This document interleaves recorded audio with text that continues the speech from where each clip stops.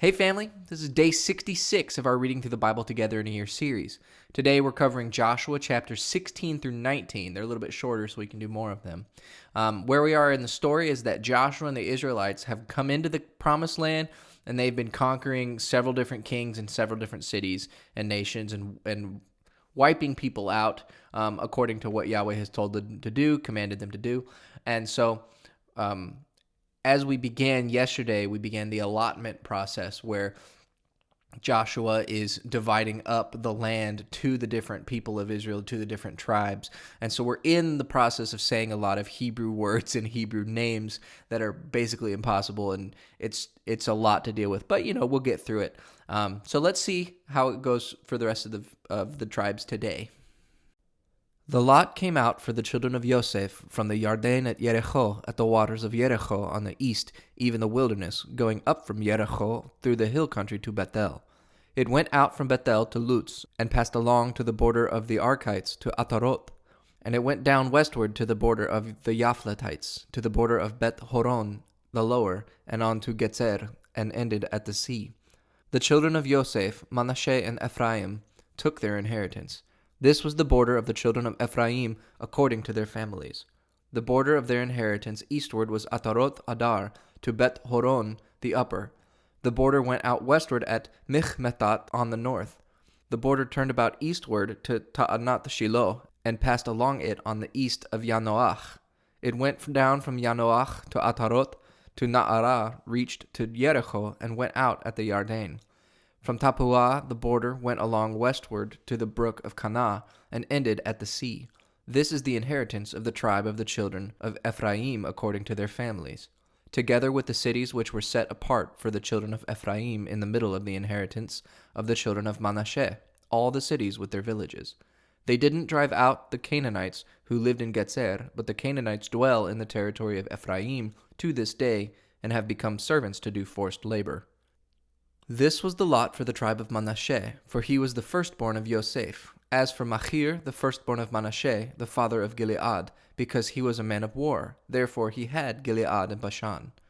So this was for the rest of the children of Manasseh according to their families, for the children of Abietzer, for the children of Helek, for the children of Asriel, for the children of Shechem, for the children of Hefer, and for the children of Shemidah.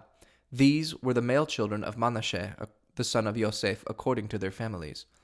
But Zelophehad, the son of Hefer, the son of Gilead, the son of Machir, the son of Manasseh, had no sons, but daughters. These are the names of his daughters: Machlah, Noach, Hoglah, Milcah, and Tirzah. They came to Eleazar the priest, and to Yehoshua the son of Nun, and to the princes, saying, Yahweh commanded Moshe to give us an inheritance among our brothers. Therefore, according to the commandment of Yahweh, he gave them an inheritance among the brothers of their father.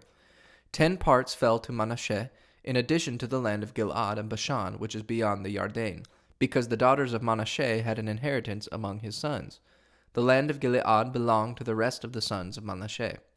The border of Manasseh was from Osher to Michmethath, which is before Shechem. The border went along to the right hand to the inhabitants of En Tappuah. The land of Tappuah belonged to Manasseh, but Tappuah on the border of Manasseh belonged to the children of Ephraim. The border went down to the brook of Kanah, southward of the brook. These cities belonged to Ephraim among the cities of Manasseh. The border of Manasseh was on the north side of the brook and ended at the sea. Southward it was Ephraim's, and northward it was Manasseh's, and the sea was his border. They reached to Asher on the north and to Yisachar in the east. Manasseh had 3 heights in Yisachar, in Asher, Beth Shean and its towns, and Yivlaam and its towns, and the inhabitants of Dor and its towns, and the inhabitants of Endor and its towns, and the inhabitants of Ta'anak and its towns, and the inhabitants of Megiddo and its towns. Yet the children of Manasseh couldn't drive out the inhabitants of those cities, but the Canaanites would dwell in that land. When the children of Israel had grown strong, they put the Canaanites to forced labor, and didn't utterly drive them out. The children of Yosef spoke to Yehoshua, saying, Why have you given me just 1 lot and 1 part for an inheritance, since we are a numerous people, because Yahweh has blessed us so far? Yehoshua said to them, "If you are a numerous people, go up to the forest and clear land for yourself there in the land of the Perizzites and of the Rephaim, since the hill country of Ephraim is too narrow for you." The children of Yosef said, "The hill country is not enough for us. All the Canaanites who dwell in the land of the valley have chariots of iron, both those who are in Bet Shean and its towns, and those who are in the valley of Yezreel." Yehoshua spoke to the house of Yosef, that is, to Ephraim and to Manasseh, saying, "You are a numerous people, and have great power. You shall not have one lot only, but the hill country shall be yours. Although it is a forest, you shall cut it down, and its farthest extent shall be yours. For you shall drive out the Canaanites, though they have chariots of iron, and though they are strong." The whole congregation of the children of Israel assembled themselves together at Shiloh, and set up the tent of meeting there. The land was subdued before them. 7 tribes remained among the children of Israel, which had not yet divided their inheritance. Yehoshua said to the children of Israel, "How long will you neglect to go in to possess the land which Yahweh, the God of your fathers, has given you? Appoint for yourselves 3 men from each tribe. I will send them, and they shall arise, walk through the land, and describe it according to the inheritance. Then they shall come to me. They shall divide it into 7 portions. Yehudah shall live in his borders on the south, and the house of Yosef shall live in their borders on the north. You shall survey the land into 7 parts, and bring the description here to me, and I will cast lots for you here before Yahweh our God. However, the Levites have no portion among you, for the priesthood of Yahweh is their inheritance. Gad, Reuven, and the half-tribe of Manasseh have received the inheritance east of the Yarden, which Moshe the servant of Yahweh gave them." The men arose and went. Yehoshua commanded those who went to survey the land, saying, "Go, walk through the land, survey it, and come again to me. I will cast lots for you here before Yahweh in Shiloh." The men went and passed through the land, and surveyed it by cities into 7 portions in a book. They came to Yehoshua to the camp at Shiloh. Yehoshua cast lots for them in Shiloh before Yahweh. There Yehoshua divided the land to the children of Israel according to their divisions. The lot of the tribe of the children of Benjamin came up according to their families.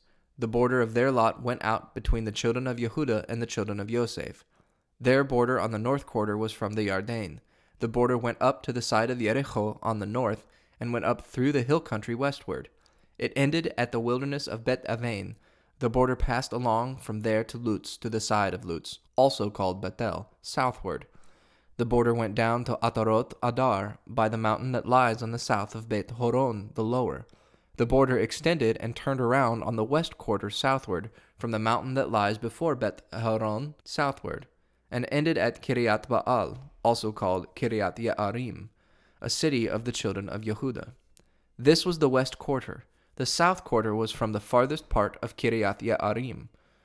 The border went out westward and went out to the spring of waters at Nephtoah. The border went down to the farthest part of the mountain that lies before the valley of the son of Hinnom, which is the valley of Rephaim northward. It went down to the valley of Hinnom to the side of the Jebusites southward, and went down to En Rogel. It extended northward, went out at En Shemesh, and went out to Gelilot, which is opposite the ascent of Adumim. It went down to the stone of Bohan, the son of Reuven. It passed along to the side opposite the Arava northward, and went down to the Arava. The border passed along to the side of Bet Chagla northward, and the border ended at the north bay of the Salt Sea, at the south end of the Yarden. This was the south border. The Yarden was its border on the east quarter. This was the inheritance of the children of Benjamin, by the borders around it, according to their families. Now the cities of the tribe of the children of Benjamin, according to their families, were Jericho, Bet Chagla, Emek Ketzitz, Bet Arava, Zemarayim, Betel, Avim, Para, Ophrah, Chephar, Ammoni, Ophni, and Geva, 12 cities with their villages. Giv'on, Ramah, Be'erot, Mitzpeh, Chephira, Motza, Rechem, Irpe'el, Tarala, Tzelah, Eleph, the Jebusite, also called Yerushalayim, Gibeat, and Kiryat, 14 cities with their villages. This is the inheritance of the children of Benjamin, according to their families. The second lot came out for Shimon, even for the tribe of the children of Shimon, according to their families. Their inheritance was in the middle of the inheritance of the children of Yehudah. They had for their inheritance Beersheba, or Sheva, Moladah, Hatzar, Shual, Bala, Etzem, Eltolad, Betul, Horma, Ziklag, Bet Markabot, Hatzar, Susa, Bet Labaot, and Sharuchen, 13 cities with their villages. Ain, Rimmon, Eter, and Ashan, 4 cities with their villages, and all the villages that were around these cities, to Baalat Be'er Ramah of the south. This is the inheritance of the tribe of the children of Shimon, according to their families. Out of the part of the children of Yehudah was the inheritance of the children of Shimon, for the portion of the children of Yehudah was too much for them. Therefore the children of Shimon had an inheritance in the middle of their inheritance. The third lot came up for the children of Zebulun according to their families. The border of their inheritance was to Sarid. Their border went up westward even to Maralah, and reached to Davashet. It reached to the brook that is before Yokneam. It turned from Sarid eastward toward the sunrise to the border of Chisloth Tavor. It went out to Davarat and went up to Yafiah. From there it passed along eastward to Gat Hefer, to Eth-Katzin, and it went out at Rimmon, which stretches to Ne'ah. The border turned around it on the north to Chanaton, and it ended at the valley of Iftah El, Katath, Nahalah, Shimron, Yidelah, and Bethlehem, 12 cities with their villages. This is the inheritance of the children of Zebulun, according to their families, these cities with their villages. The fourth lot came out for Yisachar, even for the children of Yisachar, according to their families. Their border was to Yitzrael, Chesulot, Shunem, Chafaraim, Shion, Anacharat, Ravit, Kishion, Evetz, Ramet, En-Ganim, En-Chada, and Bet Patzetz. The border reached to Tavor, Shechazumah, and Bet Shamesh. Their border ended at the Yarden, 16 cities with their villages. This is the inheritance of the tribe of the children of Yisachar, according to their families, the cities with their villages. The fifth lot came out for the tribe of the children of Asher, according to their families. Their border was Helkat, Hali, Beten, Achshaph, Alamelech, Amad, Mishal. It reached to Carmel westward, and to Shechor Livnat. It turned toward the sunrise to Bet Dagon, and reached to Zebulun, and to the valley of Iftah El, northward to Bet Emek and Ne'iel. It went out to Kabul on the left hand, and Evron, Rehov, Chamon, and Cana, even to Great Sidon. The border turned to Ramah, to the fortified city of Tyre, and the border turned to Chosah. It ended at the sea by the region of Achzib, Umah also, and Aphek, and Rehob, 22 cities with their villages. This is the inheritance of the tribe of the children of Asher according to their families, these cities with their villages. The sixth lot came out for the children of Naphtali, even for the children of Naphtali according to their families. Their border was from Chelef, from the oak in Za'ananim, Adami Nekev, and Yavneel to Lakum. It ended at the Yarden. The border turned westward from Aznot Tavor and went out from there to Chukok. It reached to Zebulun on the south, and reached to Asher on the west, and to Yehudah at the Yarden toward the sunrise. The fortified cities were Zittim, Zer, Hamat, Rakat, Kinneret, Adamah, Ramah, Hatzor, Kedesh, Edrei, Ein Hetzor, Iron, Migdal El, Horem, Bet Anat, and Bet Shemesh, 19 cities with their villages. This is the inheritance of the tribe of the children of Naphtali according to their families, the cities with their villages. The seventh lot came out for the tribe of the children of Dan according to their families. The border of their inheritance was Zorah, Eshtaol, Ir Shemesh, Sha'alavin, Ayalon, Ithla, Elon, Timnah, Ekron, Eltekeh, Giveton, Baalat, Yehud, Bnei Barak, Gat Rimmon, Me Yarkon, and Rakon, with the border opposite Yafo. The border of the children of Dan went out beyond them, for the children of Dan went up and fought against Leshem, and took it, and struck it with the edge of the sword, and possessed it, and lived therein, and called Leshem Dan, after the name of Dan their forefather. This is the inheritance of the tribe of the children of Dan, according to their families, these cities with their villages. So they finished distributing the land for inheritance by its borders. The children of Israel gave an inheritance to Yehoshua the son of Nun among them. According to Yahweh's commandment, they gave him the city which he asked, even Timnath Serah in the hill country of Ephraim, and he built the city and lived there. These are the inheritances which Eleazar the priest, Yehoshua the son of Nun, and the heads of the fathers' houses of the tribes of the children of Israel distributed for inheritance by lot in Shiloh before Yahweh at the door of the tent of meeting. So they finished dividing the land. And there you have it. All of the tribes, all 12 tribes, have their inheritance land, and I know that was just a lot to put up with, but I'm proud of you. You made it all the way through. We haven't done the priests' cities yet, so that comes tomorrow. But there's two things I want to draw your attention to today before we go.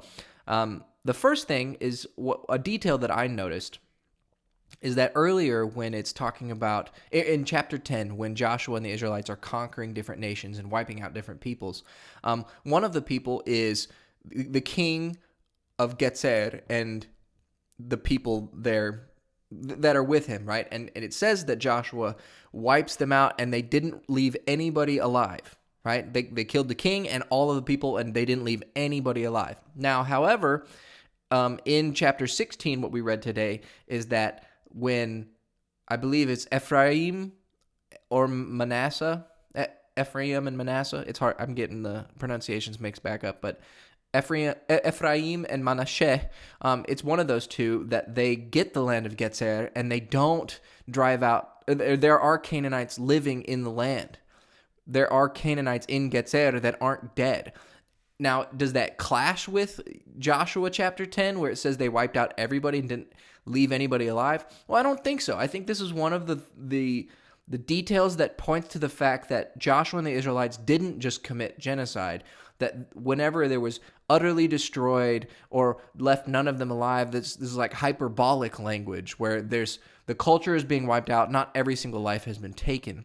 And so that's just an interesting detail, and it's something to think about.